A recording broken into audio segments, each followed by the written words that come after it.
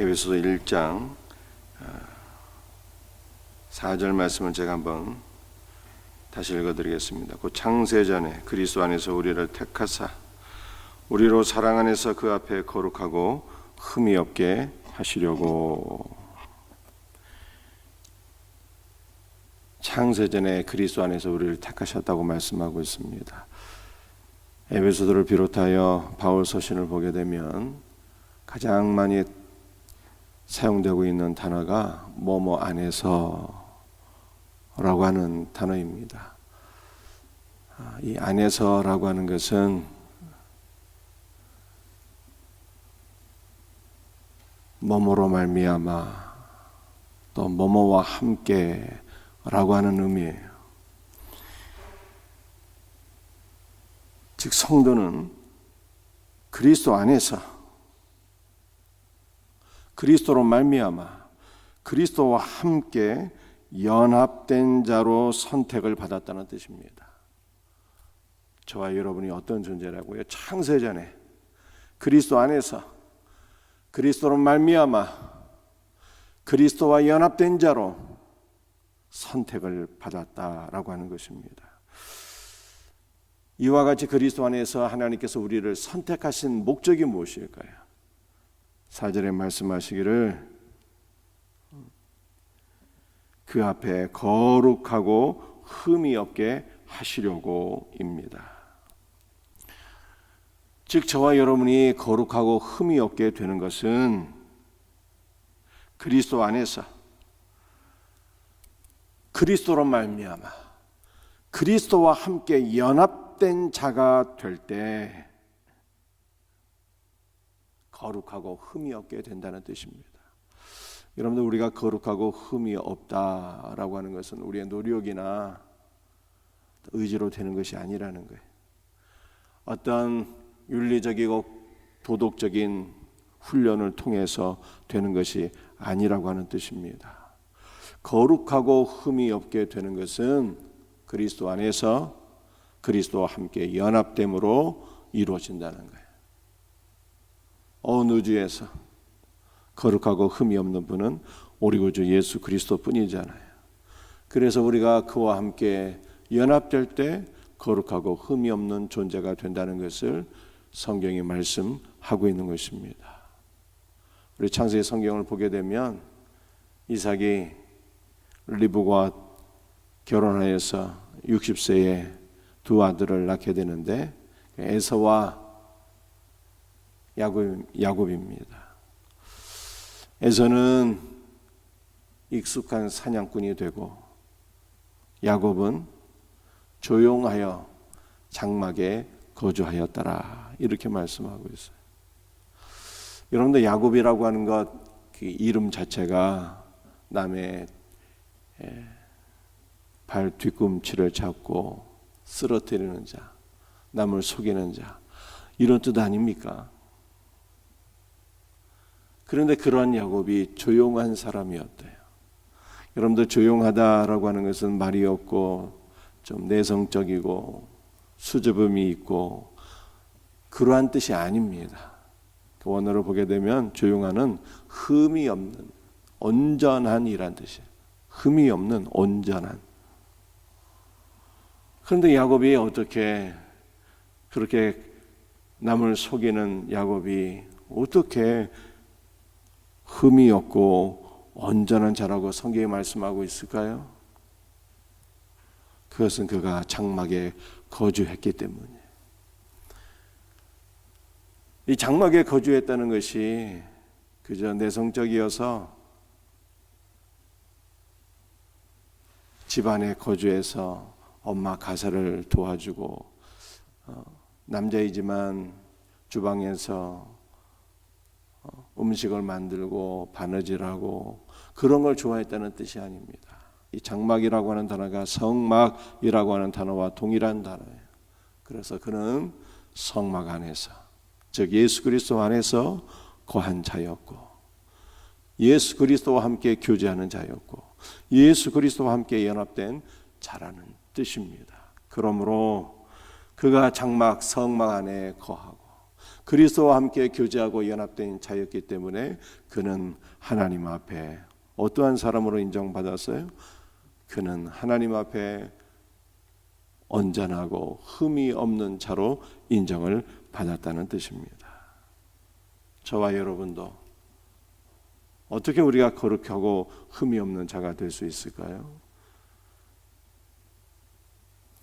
거룩함에 온전하시고 흠이 없으신 우리 주 예수 그리스도와 함께 연합될 때 그리스도 안에서 그의 은혜로 말미암아 거룩하고 흠이 없는 자가 될 것을 믿으시기를 바랍니다. 그런데 우리 하나님께서 우리를 선택하신 이유에 대해서 말씀하고 있어요. 사랑 안에서 우리를 선택하셨다는 거예요. 거룩하고 흠이 없게 되는 것은 우리를 선택하신 목적이고 우리를 선택하신 이유는 사랑 안에서라고 말씀하고 있습니다. 사랑으로 말미암아. 여러분들 하나님께서 우리를 선택하신 목적이 우리의 어떤 탁월한 장점이 있어서 남들과 비교할 수 없는 어떤 뛰어난 점이 있어서 그래서 우리를 선택하신 것이 아니고 그냥 단순히 우리를 사랑하시기 때문에 선택하셨대요. 하나님께서 우리를 영원 전부터 선택하셨어요. 하나님, 왜 우리를 선택하셨습니까? 나도 몰라. 그냥 네가 좋아. 나는 너를 사랑한다. 내가 너를 사랑해서 너를 선택했어. 이렇게 말씀하시는 거죠. 그러므로 이것이 우리의 소망인 거예요. 여러분들 우리가 다시 야곱을 보게 되면 야곱의 삶에는 일평생 인간적인 수단과 방법으로 그가 살지 않습니까? 그런 야곱이 그의 말년에 정말로 하나님을 의지하는 온전한 신앙인으로 성장하고 변화되게 됩니다. 처가살이 20년 마치고 돌아오는 길에 에서 때문에 두려워하고 그래서 한 사람을 만나서 그와 더불어 씨름하는데 당신이 나를 축복하기 전에는 내가 결단코 놓지 않겠습니다 라고 애원하면서 그를 간절히 의지하지 않습니까? 그 사람이 얘기합니다. 나로 하여금 가게 하라. 그래도 끝까지 놓지 않고 버티니까 환도뼈를 분질러 버렸는데 환도뼈는 엉치뼈잖아요. 그럼에도 불구하고 그를 놓지 않게 되었을 때 이름을 바꿔주셨어요. 그분이 예수 그리스도이신데 이름을 바꿔주셨다니까요. 이스라엘로. 속이는 자가 이스라엘이 된 거예요.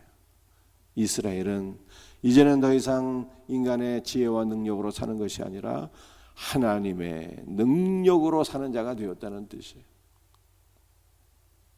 하나님의 능력으로 사는 자. 하나님을 전적으로 의지하고 하나님의 능력으로 사는 자가 되었다. 그러니까 무슨 뜻입니까? 우리 하나님은요 끝까지 참고 인내하시고 견디시는 분이에요. 언제까지 참고 인내하고 견디실까요? 야곱이 이스라엘이 될 때까지 참고 견디고 인내하셔. 왜 참고 견디고 인내하십니까? 사랑하기 때문에. 다른 이유가 없어요. 그냥 야곱을 사랑하셨기 때문에 참고 견디고 인내하시는 거예요. 언제까지? 야곱이 이스라엘이 될 때까지. 온전히 하나님을 의지하는 자가 될 때까지. 그렇게 인내하셔요. 오직 사랑하시기 때문에. 이것은 저와 여러분에게 주시는 말씀이잖아요. 하나님께서 우리도 참고 견디고 인내하셔요. 언제까지 참아주실까요? 우리가 이스라엘이 될 때까지. 온전히 하나님을 의지하고 주님의 능력으로 살아갈 때까지. 왜 그렇게 인내하셔요? 사랑하시기 때문에. 그러므로 여러분들 에베소 1장 4절 말씀을 붙잡고 오늘 이 새벽에 기도하시기를 바랍니다. 주여, 주 예수 그리스도와 함께 연합됨으로 말미암아 더욱더 거룩함에 흠이 없는 자가 되게 하옵소서. 주여, 날마다 나를 기다려 주시고 인내하시는 주 예수를 찬송합니다. 주여, 내가 온전한 이스라엘이 될 때까지 주님께서 나를 사랑하사 기다려 주실 줄로 믿습니다. 이렇게 기도하시고 여러분들도 다 인내하셔야 돼요.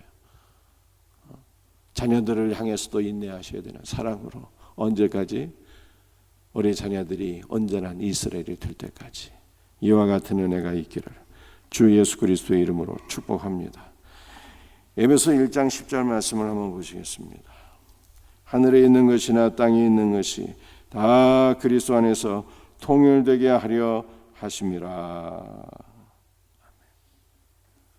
여러분들, 하늘에 있는 것은 하늘에 있는 성도들을 가리키는 것이고, 땅에 있는 것은 땅에 있는 하나님께서 창세전부터 선택하신 자들을 가리키는 것이고, 하늘에 있는 자들이나 땅에 있는 자들이나 다 그리스도 안에서 통일되게 하려 하심이라. 통일된다는 것이 무슨 뜻일까요? 통일된다는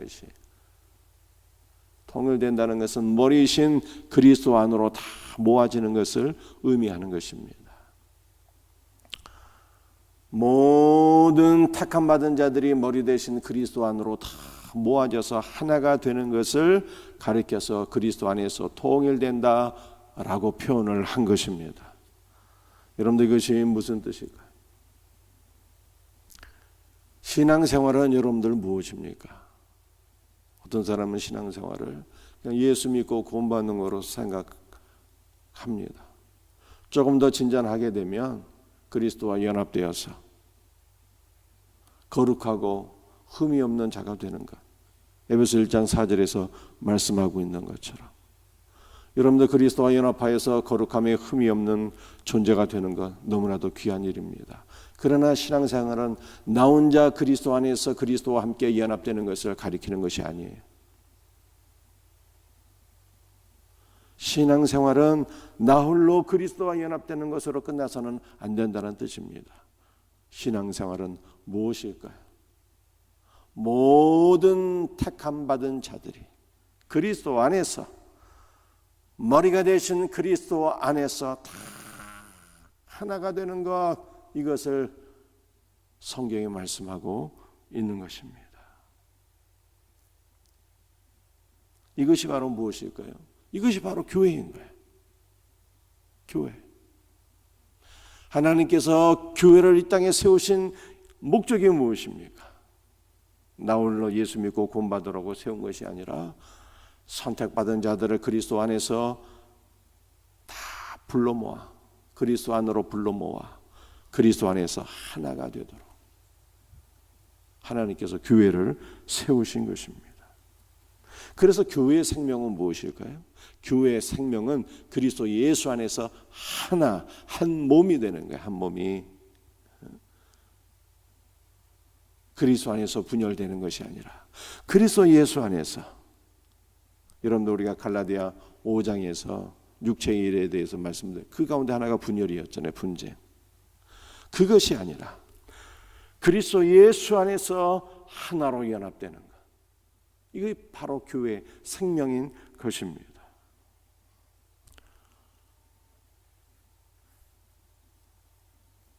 그런데 우리만 그리스도 예수 안에서 하나가 되는 것이 아니라 이 땅에 선택받은 모든 자들이 그리스도 안에서 하나가 되는 거예요. 여러분들이 이미 예수를 믿어 죽은 성도들은 하나님 나라에 가 있잖아요. 그들이 땅에 있는 신자와 더불어서 그리스도 예수 안에서 다 한 몸을 이룰 때가 오는 거예요. 종말의 그리스도 예수 그리스도의 재림으로 말미암아. 이것이 바로 무엇입니까? 종말에 이루어질 하나의 위대한 교회가 있으니 천상의 교회이며, 이것이 바로 거룩한 새 예루살렘인 거예요. 여러분들 그리스도 안에서 우리 모두가 하나가 되기 위해서 필요한 것이 있다면 무엇일까요? 그것은 어제 갈라디아 6장에서 우리가 제가 말씀드린 것처럼 예수 그리스도의 십자가예요. 주님이 말씀하셨잖아요. 누구든지 나를 따라오려거든 자기를 부인하고 자기 십자가를 질 것이니라. 이거 다시 설명할 시간이 없어요. 핵심이 무엇이었습니까? 주인이 바뀌는 거예요. 주인이. 내가 주인된 삶에서 그리스도께서 주인된 삶으로 바뀌는 거예요.